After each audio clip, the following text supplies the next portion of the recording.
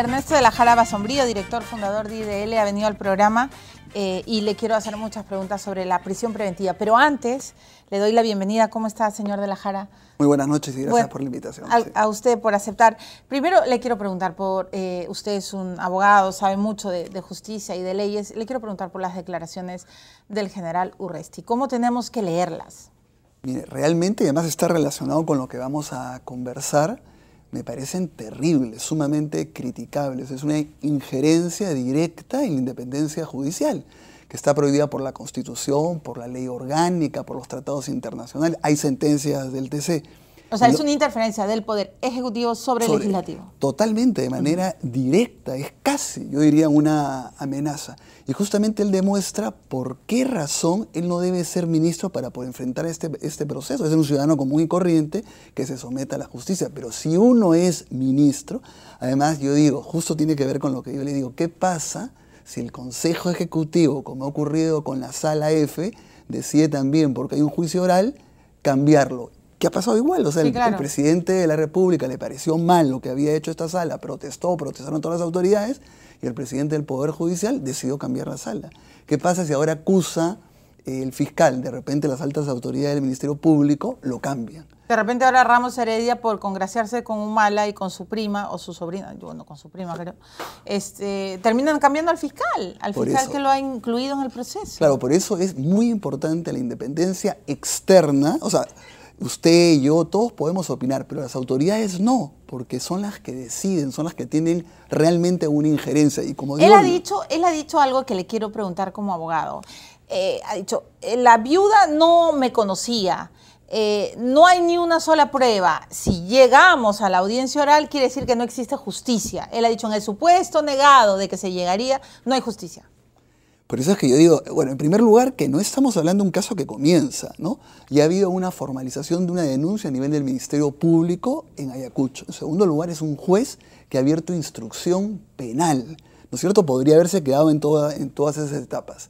Y ahí lo ha pasado a la sala. La sala ha agarrado y ha dicho que vea el fiscal superior si formula una denuncia o no. En eso estamos. Entonces ya estamos en una serie de etapas. Y si formulan la denuncia, viene ya el juicio, donde lo pueden absolver o lo pueden condenar. ¿Pero no sería mejor para él ir a la audiencia oral y resolver su situación judicial? Por supuesto. Además, yo me atrevo a decir que con los elementos que hay, me atrevo a adelantar que la Fiscalía procede de... O sea, me da la impresión que va a acusar, ¿no? Y que va a ir a un juicio. Lo que pasa es que yo creo que es hasta casi una amenaza. Casi es una amenaza, convirtiéndolo además nuevamente el Consejo Ejecutivo, cuidado que va a ser tu sala, porque así, ¿no? Y como tiene pues una popularidad ahora lamentable. Ah, claro, ¿no? Él es el ministro más popular y además claro. El que le está dando réditos a Humala.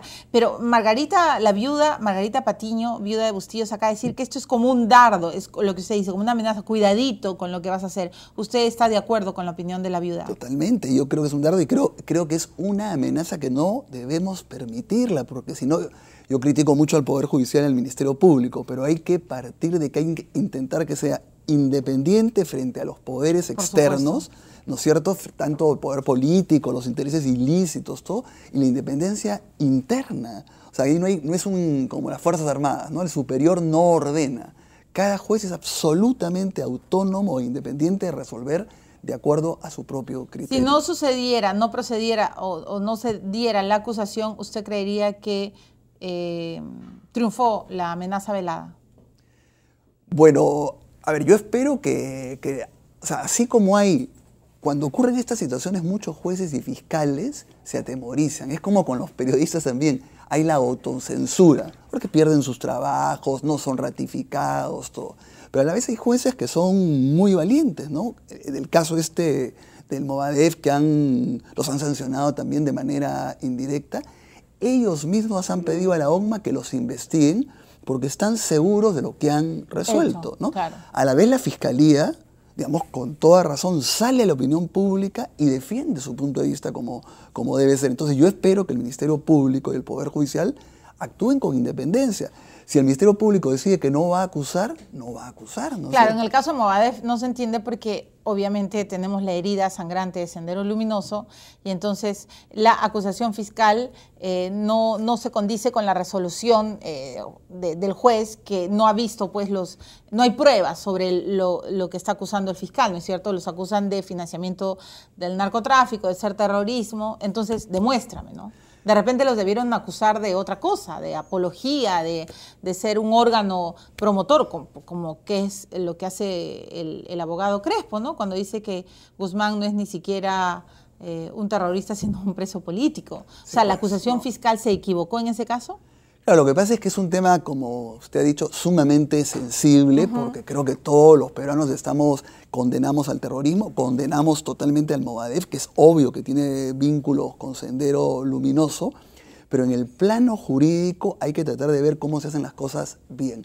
Y ahí también, mira, que yo digo, soy crítico del Poder Judicial del Ministerio Público, pero hay jueces y fiscales muy buenos. En este caso han tocado muy buenos fiscales, está Wendy Calero, que es una fiscal excelente, está Víctor Cubas, que es muy bueno, y del otro lado está el juez Valladolid, que ha sido premiado todos los últimos años, que ha condenado... Entonces, ¿quién se equivocó?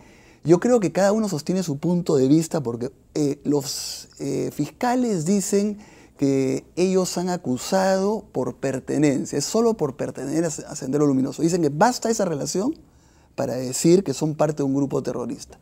En cambio, el juez lo que está diciendo, en realidad, la acusación ha sido por terrorismo. Entonces, si es por terrorismo, ahí sí tienen que demostrar actos terroristas.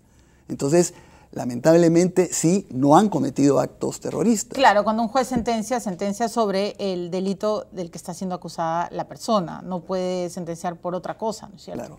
Entiendo. Sí. Tengo que preguntarle por la prisión preventiva y después me recuerdan que tenemos que entrevistar a Moisés Mieses, ¿no? El candidato del 1%, pero él tiene todo el ímpetu tal y para resistir y sobrevivir. Él ha dicho de que él no va a cobrar su sueldo. Como no va a cobrar, él es el primer candidato a la alcaldía de Lima que dice, yo no quiero plata, yo quiero trabajar.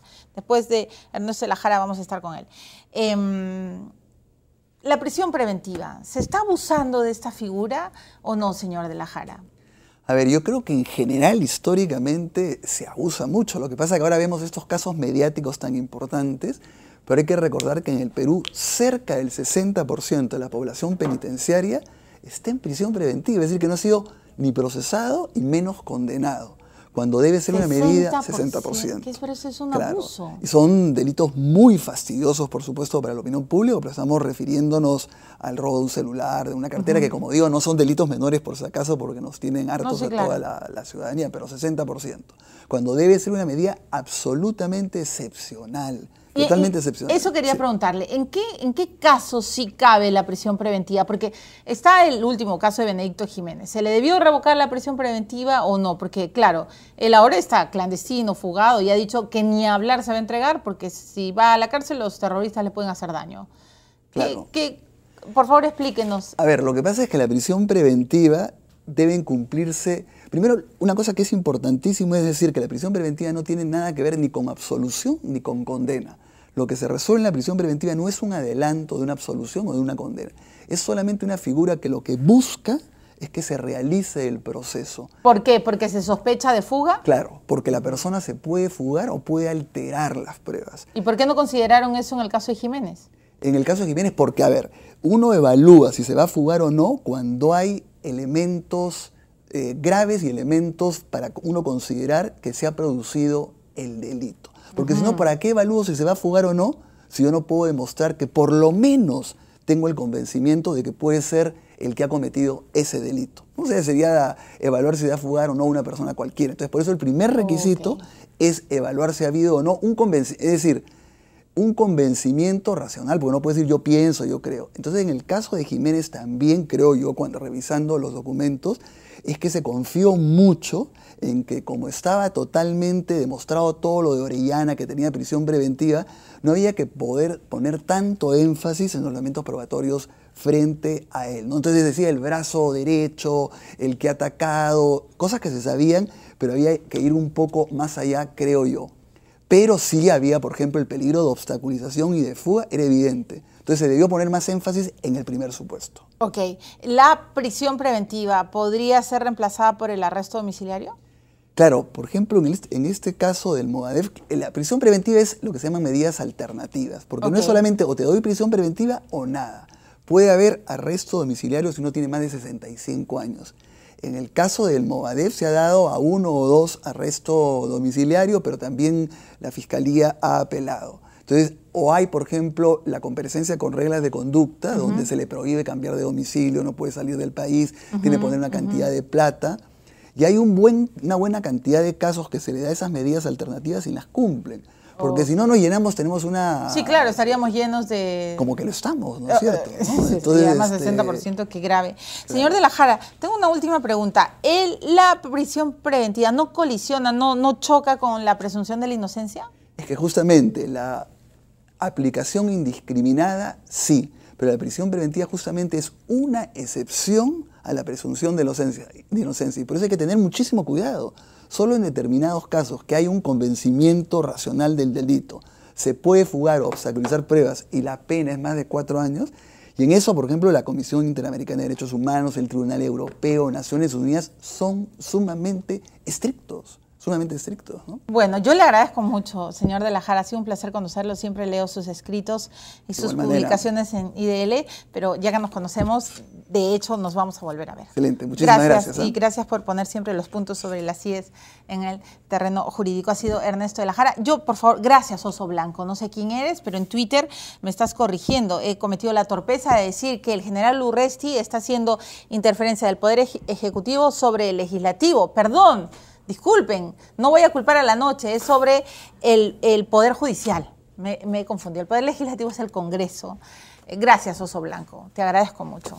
Te mando un oso de regalo. Me voy a la pausa. Regreso con el candidato Moisés Mieses, candidato por el Partido Humanista. No quiere cobrar ni un sol. Ha dicho que todos entran a la alcaldía para robar, para hacerse millonarios. Él no. Él ha prometido nada. Todo lo va a donar a las labores sociales y él dice que va a ganar, a pesar de tener 1%. Ya venimos.